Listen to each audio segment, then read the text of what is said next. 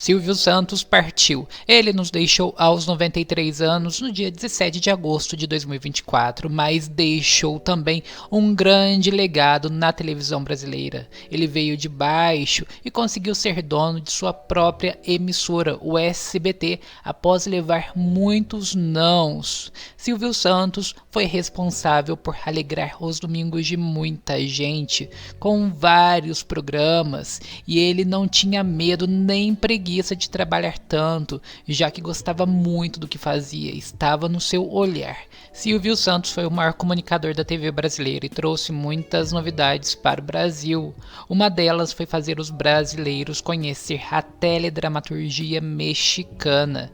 Em 5 de abril de 82, o SBT estreia sua primeira novela mexicana, Os Ricos Também Choram, com Verônica Castro e Rogelio Guerra. Essa foi a primeira trama mexicana a ser transmitida no Brasil, e a partir dessa época os brasileiros conheceram o que era produzido no México, num tempo em que não havia internet e streaming, e logo de cara o Brasil começou a amar o México. As pessoas se encantaram por essas novelas.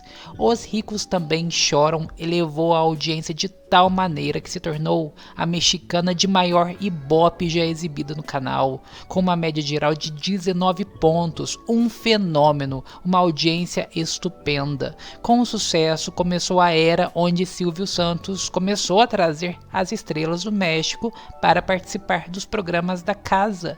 Verônica Castro participou de várias atrações, esteve no show de Calouros, Viva o Brasil, foi entrevistada pela Hebe e até participou do Miss Brasil em 82. Com esse sucesso todo, mais novelas de Verônica Castro foram exibidas no SBT, como O Direito de Nascer em 83 e Rosa Selvagem em 91.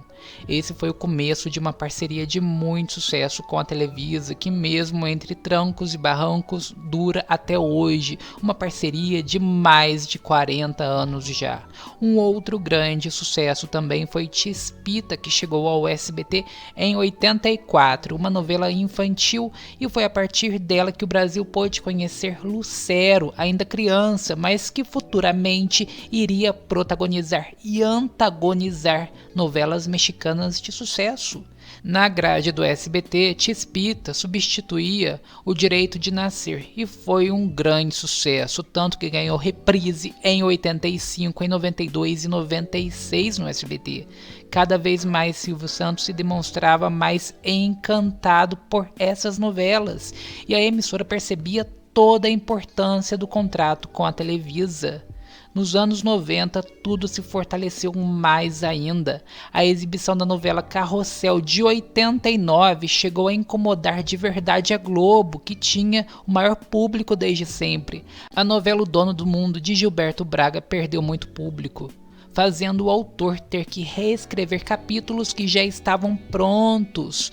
Silvio Santos fez questão de receber pessoalmente a atriz Gabriela Ribeiro no seu programa Show de Calouros em 91. Ela foi vestida como sua personagem, a professora Helena. Cada vez mais Silvio Santos mostrava o valor que as produções do México tinham, e como não citar o Chaves, que chegou no SBT pela primeira vez em 84 e não teve jeito, conquistou os brasileiros, e o sucesso começou a ser tanto que chegou a incomodar também a Globo. Tinha vezes que era exibido 3 vezes ao dia, sendo sucesso entre adultos e crianças. Nem os dubladores do Chaves imaginavam o sucesso que o seriado iria fazer. Isso tudo graças a Silvio Santos. Em 81, ele mandou seu gerente comercial na época, Rubens Pássaro, para o México, só para investigar a Televisa e descobrir esse mistério. Rubens foi lá cumprindo ordens do patrão e foi observando o processo de produção mexicana e entrevistando autores de novelas. E Silvio então ligou para o gerente querendo saber sobre o seriado El Chavo.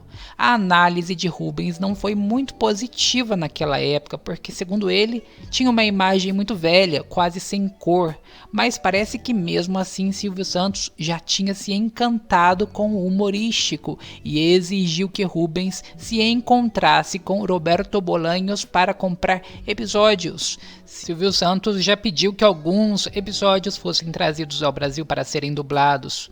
E eles foram apresentados aos executivos do SBT, que também fizeram cara feia, alegando que o Chaves tinha imagem ruim, imagem velha, imagem lavada, que era um pastelão, que era antigo, e só o Silvio ficou a favor dele, e então deu sua palavra final dizendo assim para os executivos: muito bem, sou o dono, pago o salário de vocês, e se der errado a série, o prejuízo será meu e não de vocês. Já fechei o contrato e já está em processo de importação.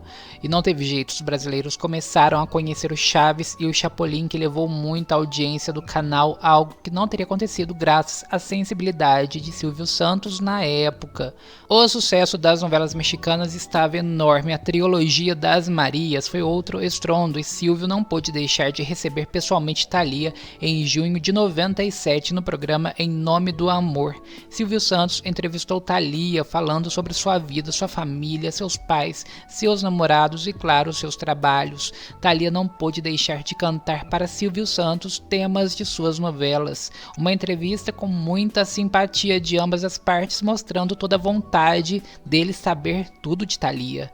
Graças ao Silvio Santos, as novelas mexicanas se confundem com a história do SBT e sua programação em geral. Ele conseguiu que elas recebessem muito valor e fossem amadas e comentadas pelos brasileiros. Silvio batia de frente com um preconceito que desde anos muitas pessoas tinham com essas novelas, preconceito de pessoas que só consideravam a qualidade das novelas nacionais, mas quando se falava em novela mexicana viravam a cara, preconceito de muitas pessoas que acreditavam que novelas mexicanas não deveriam ser exibidas no SBT e em nenhum canal, quando muitos chamam elas apenas de enlatados mexicanos, sem entender tudo que há por detrás dessas novelas e ainda desrespeitando os fãs das mesmas. Em 1999 começou a ser exibida no Brasil pelo SBT A Usurpadora, com Gabriela Spanik e Fernando Colunga. E fez um sucesso imediato, deu tanta audiência que chegou a incomodar novamente a Globo.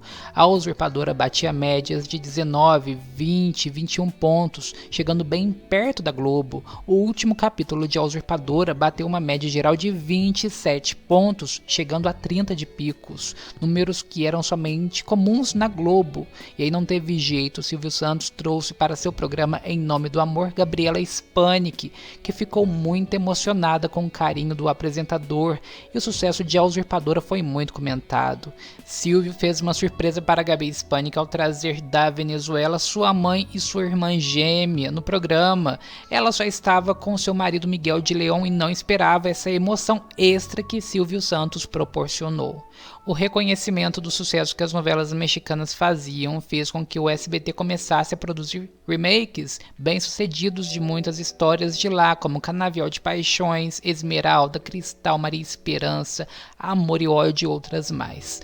Aos 93 anos, Silvio Santos estava internado no Hospital Albert Einstein, em São Paulo, após contrair um vírus da H1N1 que foi se complicando, e ele não resistiu e nos deixou, mas deixou esse legado todo aos brasileiros. Que descanse em paz.